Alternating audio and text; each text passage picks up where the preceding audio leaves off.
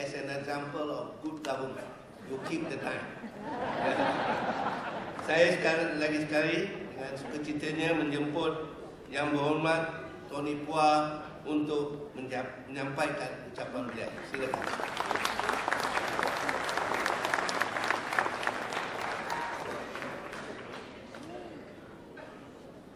Setelah mendengar Saudara Salahuddin, saya pun nak kata, saya Tony Phua.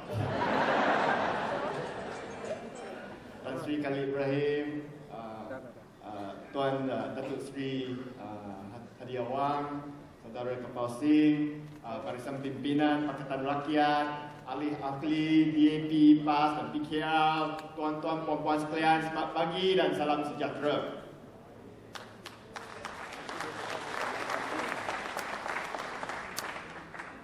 Saya ingin pada pagi ini membentangkan satu model, satu agenda ekonomi yang lebih progresif, lebih baik, lebih adil dan lebih mapan untuk Malaysia.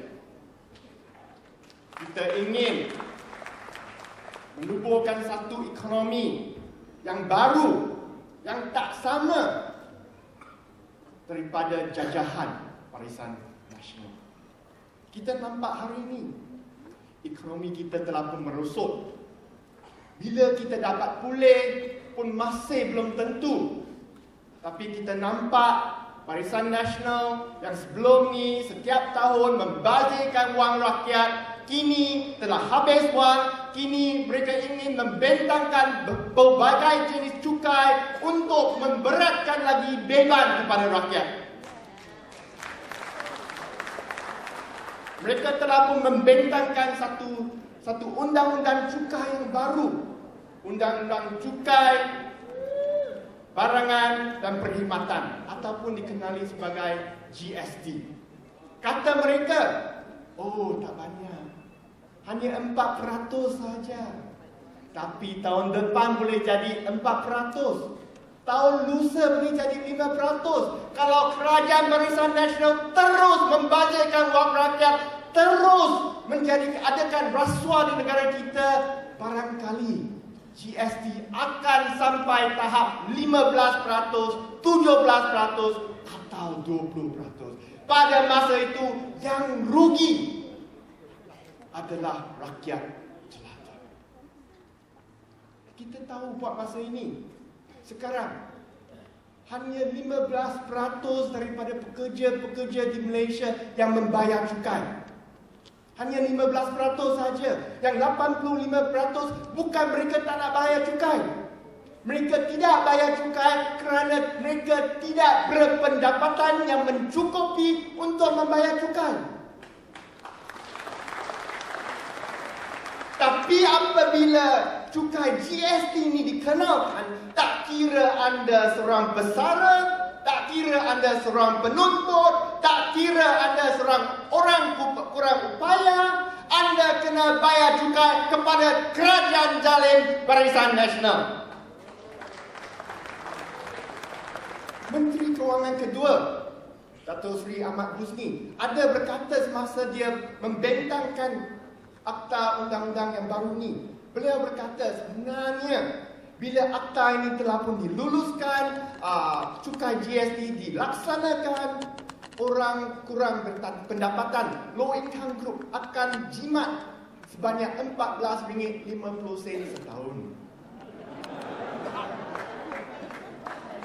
Orang yang berpendapatan tinggi akan jimat RM350 setahun. Beliau juga berkata, semua orang dapat jimat.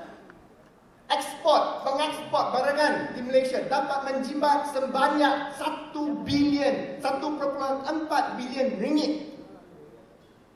Semua peniaga di Malaysia dapat menjimat sebanyak 4 bilion ringgit. Oh, baik Cukai yang baru, orang yang miskin dapat jimat, orang yang kaya dapat jimat, peniaga kecil dapat jimat, peniaga besar pun dapat jimat.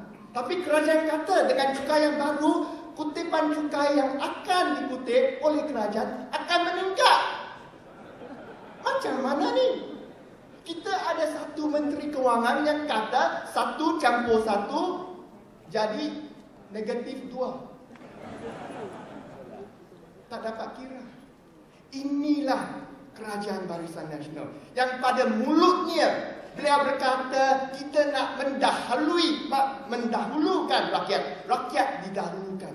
Tapi perbuatan mereka, langkah-langkah yang diambil mereka, rakyat, kepentingan rakyat telah pun dibelakangkan. Dan kita dari Pakatan Rakyat akan mendahulukan kepentingan rakyat atas kesemua orang lain. Kita tidak akan mementingkan kroni-kroni Barisan Nasional. Kita tidak akan mementingkan kepentingan syarikat-syarikat besar yang berkeuntungan yang besar. Kita mementingkan kepentingan rakyat. Dan kita nak menubuhkan satu ekonomi yang demokratik dan telus. Pakatan Rakyat beriltizam melaksanakan dasar-dasar pengurusan ekonomi yang bebas rasuah, penyalahgunaan kuasa dan kronisme bagi meningkatkan kebertanggungjawaban, ketelusan dan urus tadbir yang baik.